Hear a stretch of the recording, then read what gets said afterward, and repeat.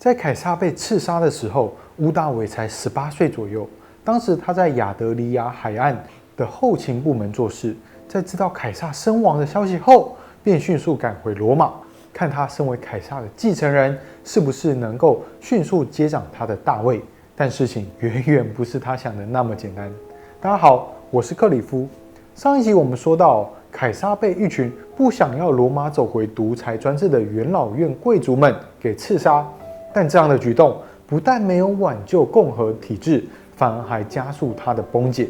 屋大维回到罗马后，为了替凯撒报仇，也为了消灭守旧的贵族们，于是跟安东尼与雷比达组成了3人同盟阵线。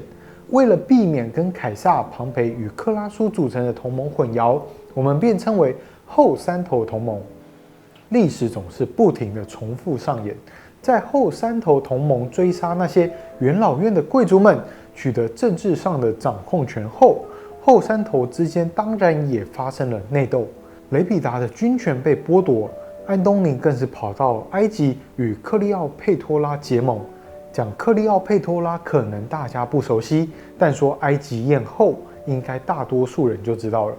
安东尼与屋大维的战争就好像凯撒与庞培一样，在西元前31年，屋大维在阿克辛海战中打败了安东尼和克利奥佩托拉的联军。不久后，他们便双双自杀，而埃及也就成为了罗马的其中一个省。屋大维的胜利也象征着罗马新的篇章即将展开。基本上，屋大维已经扫平了国内外一切反对他的势力，但他也很清楚，罗马不愿意看到独裁的统治君王，所以他始终没有称帝。不过，他同时也获得了超多的头衔，像是在西元前29年获得了凯旋将军的称号，而这个名词之后传入欧洲后，又逐渐转变成皇帝 （Emperor）。虽然屋大维不愿意担任终身执政官，但元老院还是在西元前27年封给他奥古斯都的名号。这一年，我们视为共和体制的结束，与罗马帝国时期的开始。之后的绝大多数人也都用奥古斯都来称呼屋大维，我们也不例外。以我们对中国皇权统治的深刻了解，实在有点难以想象，罗马帝国竟然不是由皇帝独裁专制的体制。奥古斯都辞去了执政官的职务，并接任了监察官与统治各省总督的统治权，以及大祭司与元老院的首席议员，也就是所谓的第一公民。但是重点就是这个但是，元老院还保留着共和时期的权威，执政官的选举依然在举行，保民官也继续他们的职责，贵族们依然在元老院对政策进行辩论。因此，这样的体制我们便称为元首制。我们可以从罗马帝国的正式名称 SPQR 来进一步了解所谓的政治体制。S 代表的是元老院， P 是人民， Q 是汉或语， R 则是罗马。因此，组合起来便是元老院与罗马人民。从 SPQR 这个国家的名称，就能让我们更了解所谓的共和精神，以及为什么凯撒会被刺杀，而奥古斯都始终不愿意称帝的根本原因。也正因如此，共和结束后的元首政治时期，或者说奥古斯都统治的时期，罗马迎来了一个难得的和平年代。奥古斯都授权给各个行省与城市更多的自治权，废除了原本不合理的征税制度，避免社会的贪污与敛财，并奖励百姓移民，把过剩的人口迁出了意大利，消除社会的动荡与不安。此外，还建立一套通行于全国的新货币，并引入城市的警察与消防系统。他在位的期间，将罗马帝国的疆土拓展到今天的瑞士、奥地利和保加利亚等地区，直到德国才受到挫败，因此也将罗马的边界定在莱茵河与多瑙河。而在他死后，经历了几个暴君，像是卡利古拉和尼禄。所幸在西元96年后，开始了5位民主的时代，分别是涅尔瓦、图拉真、哈德良、安东尼、奥里略。在这5位贤明君主统治的时代，君主与元老院和谐相处，共同打造强盛且和平的帝国。他们会选择优秀的继承人传位，避免权力交替造成的动乱，让罗马帝国享受了大约2个世纪的黄金岁月。图拉真在位时，还把罗马帝国的疆土拓展到了最大，不仅征服了现今的罗马尼亚，还占领了美索不达米亚。但之后到了奥里略的时候，边境不断受到侵犯，领土开始逐渐往内收缩。不仅东方的波斯人再度兴起，北方的蛮族也趁虚而入。但整体而言，从奥古斯都到奥里略的这段时间，可以说是罗马帝国难得的和平岁月。因此，这5位民主后来又有5贤君的称号。这段政局稳定的时期，阶级冲突因为奖励移民而减少，贫富差距也因为赋税制度的调整而缓和。但在本质上，罗马依然是建立在庞大劳动奴隶生产的基础上。在我们继续欣赏这段光辉岁月带来的文化与艺术时，可别忘了，他们的成就可是建立在底层奴隶的一砖一瓦所铺设而成的。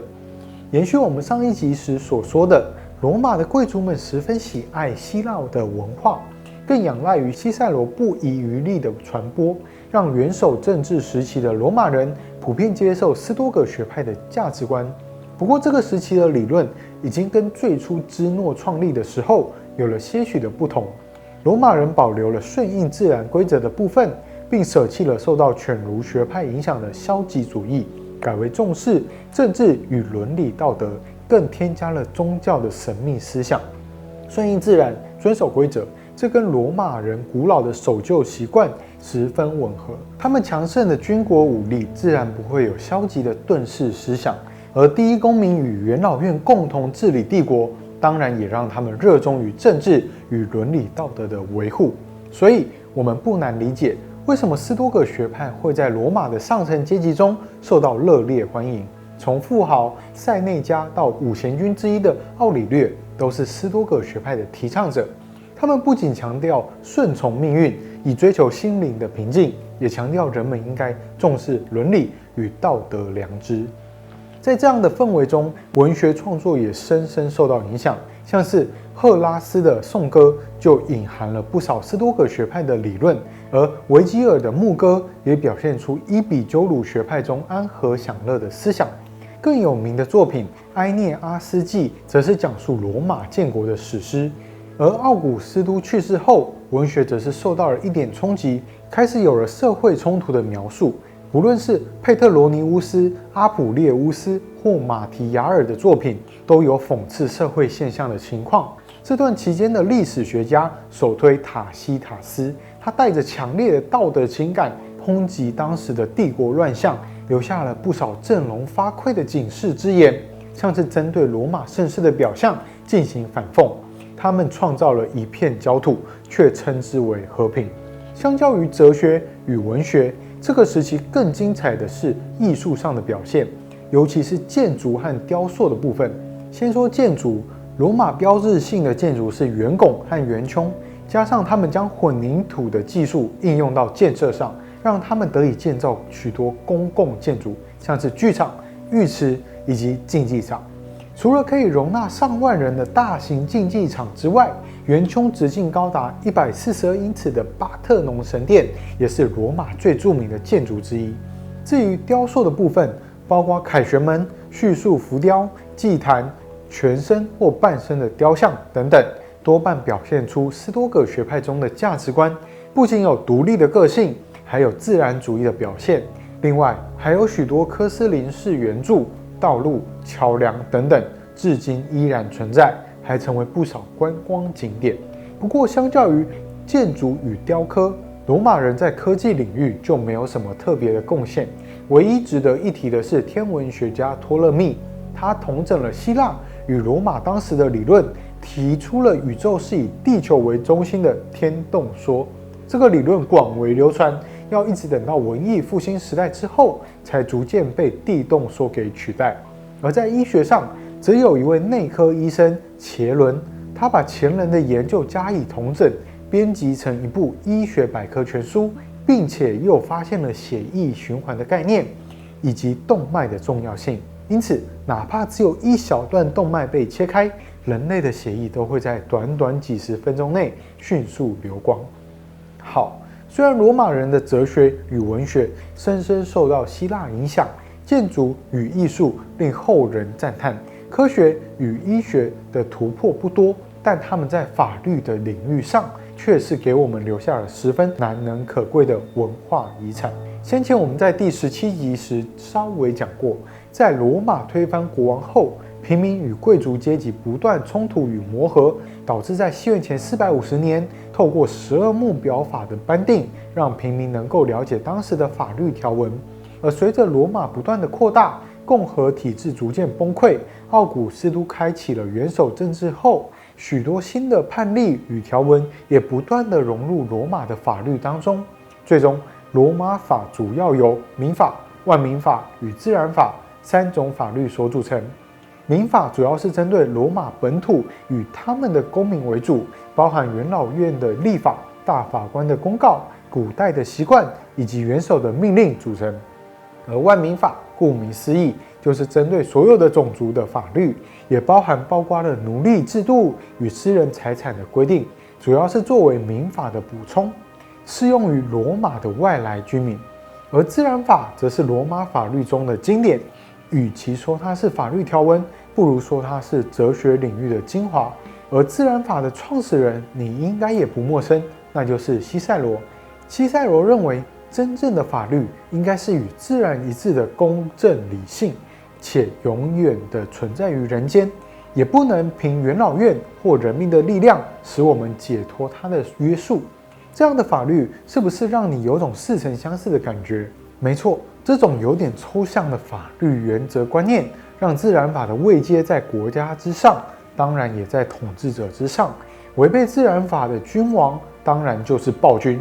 所有条文也都应该遵守这种公正理性的典范。换句话说，也就是我们现在更为熟悉的宪法概念。可惜的是，西塞罗这位罗马的政治家、雄辩家与法学家，最后被安东尼给刺杀身亡了。整体而言，元首政治时期在这段和平的岁月，让罗马在文学、艺术与医学、法学等领域都有难能可贵的成就。但在最后一位哲学家皇帝，也就是五贤君的最后一位奥里略去世之后，罗马也同样不可避免地走向了下坡。五贤君的前面4位皇帝都是选定好优秀的继承人，让国家的运转得以继续强盛，但奥里略却传位给他的儿子康茂德。以我们后世的角度来看，这简直是要命的错误啊！康茂德不仅没有治国能力，还跟元老院闹到决裂。电影《神鬼战士》就是在讲这个时期的故事，有看过的人应该就会知道康茂德这家伙有多么糟糕。撇除电影虚构的情节，康茂德在西元192年被暗杀后，罗马更是陷入了内乱。因为康茂德没有指定继承人，所以在他死后，各个行省的将领纷纷推出自己的领导者，造成内战不断。这种混乱要一直持续到西元284年才告一段落。这个时期也可以说是罗马非常黑暗的年代，各地军阀透过残暴的武力进行统治，不仅无视元老院的权力与共和的精神，也对经济产生严重的破坏。军阀将领为了获得军队的武装与发展，往往会不择手段地压榨地方上的资源，像是强征重税或是滥发货币。这样的情况下，导致底层阶级迅速受创。前面我们有说过，罗马的基石是透过庞大奴隶劳动所建立而成的。一旦战争绵延，使得农业与贸易受到干扰，那么伴随而来的就是饥荒，再加上当时的卫生观念十分低落，因此瘟疫便很容易横扫全国。内战、饥荒与瘟疫让罗马的国力迅速下降，这当然也就让北方的蛮族与东方的波斯蠢蠢欲动。西元251年，哥德人打败并杀死当时的罗马皇帝，闯入巴尔干半岛劫掠。西元260年，波斯人又俘获当时的罗马皇帝，并在他死后，遗体又被悬挂示众。如果说罗马不是一天建成的，那么罗马的衰亡也不会是一天就崩溃的。虽然在西元284年再次出现强而有力的领导者，将罗马帝国重组，并延续了罗马的生命，但重组后的帝国跟原本的罗马已经有了本质上的区别。不过这个部分又是另外一个故事了。更有名的作品《埃涅阿斯纪德》，再一次，好。而奥古斯都去世后，文学则是受到了一点冲击，开始有了社会冲突的描述。不论是佩特罗尼乌斯，阿普列乌斯、马提亚尔，好。罗马标志性的建筑是圆拱和圆穹，圆穹嘛。